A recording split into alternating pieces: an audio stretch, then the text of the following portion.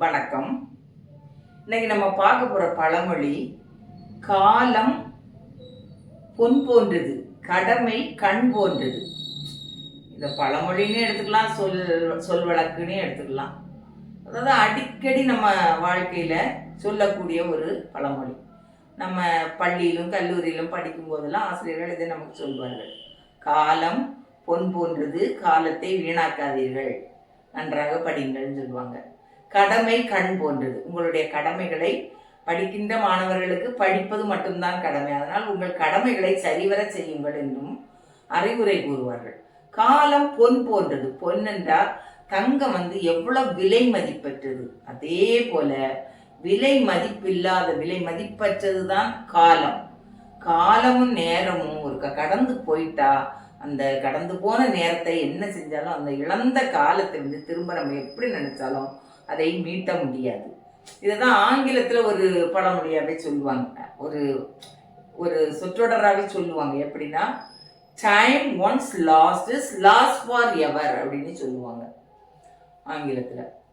இதுக்கு அர்த்தம் இதான், ஒரு தடவை நம்ம ஒரு குறிப்பிட்ட நேரத்தையும் காலத்தையும் வீணாக்கிட்டோம்னா திரும்ப அது என்ன நினைச்சாலும் அதே நேரத்தை நம்ம திரும்ப பெற முடியாது. அதனால நம்ம ஒரு சின்ன கணம் கூட நம்ம வாழ்க்கையில வீணாக்க கூடாது. வீணாக்காமல் சரியான, அதாவது இந்த இது எதுக்கு சொல்லியிருக்காங்கன்னா, காலம் பொன் போன்றது, கடமை கண் போன்றதுன்னா, காலத்தை ஏன் சொல்றாங்கன்னா, அது சோம்பேறித்தனத்தை தவிர்த்து, சோம்பல் இல்லாத வாழ்க்கையை வாழ வேண்டும். சோம்பேறித்தனத்தை தவிர்த்து சரியான திட்டமிடலுடன் செயல்படுத்தவும், காரியங்களை செயல்படுத்தவும், நேரத்தை வீணாக்காமல் இருப்பதற்காகவும் தான் சொல்லப்பட்டது இந்த பழமொழி.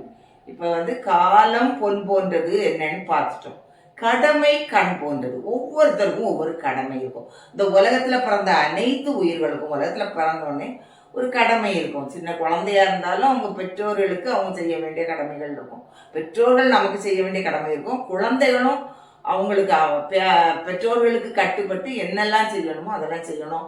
பள்ளிக்கு அனுப்பிவிட்டால் பள்ளியிலும் சில படிக்க வேண்டியது கடமை. அதன் பிறகு ஒரு நல்ல மகனாக உருவெடுக்க வேண்டியது ஒரு கடமை. அவன் படித்து வாழ்க்கையில் மேல்நிலைக்கு வரணும்னா அவன் நிறைய காலத்தையும் நேரத்தையும் வீணாக்காமல் அவனுடைய கடமைகளை ஒழுங்காக செய்தாலே அவன் முதல் நிலையில் உள்ளவனாக மாறிவிடுவான். எப்படின்னா வாழ்க்கையில் பெரும் உச்சத்தை எட்டி விடுவான்.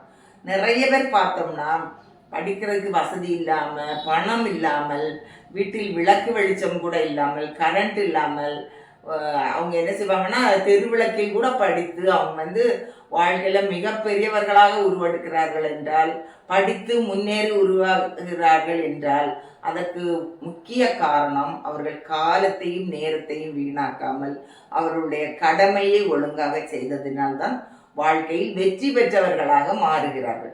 அதனால் நம்மளும் வாழ்க்கையில வெற்றி பெறணும்னா எப்பொழுதுமே வம்பு பேசி திரியாமல், காலம் பொன் போன்றது என்று நம்முடைய காலத்தை ஒரு நிமிடம் கூட வீணாக்காமல், காலம் பொன் போன்றது என்று பொன்னை போல மதிக்க வேண்டும். அதுபோல் கடமை கண் போன்றது. ஒரு கண்ணானது நமக்கு எவ்வளவு முக்கியமோ, கண் அந்த உறுப்பு ரொம்ப முக்கியம். கண் இல்லைன்னா அவ்வளவுதான், நம்ம உலகத்துல எதையுமே பார்க்க முடியாது. இப்ப எத்தனை பொருட்களை பார்த்து ரசிக்கிறோம், எத்தனை இயற்கை காட்சிகளை பார்க்கிறோம், நிறங்கள் பல, ஒரு துணி வகையாக இருந்தால் கூட பல நிறங்களை பார்க்கிறோம், பல வடிவங்களை பார்க்கிறோம்.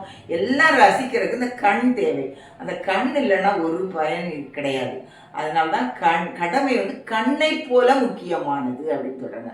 அந்த கடமையை நம்ம உதாசீனப்படுத்தக்கூடாது. கடமையும் சரிவர செய்து நம்ம வாழ்க்கையில வெற்றி பெற்றவர்களாக வலம் வர வேண்டும். நன்றி, வணக்கம்.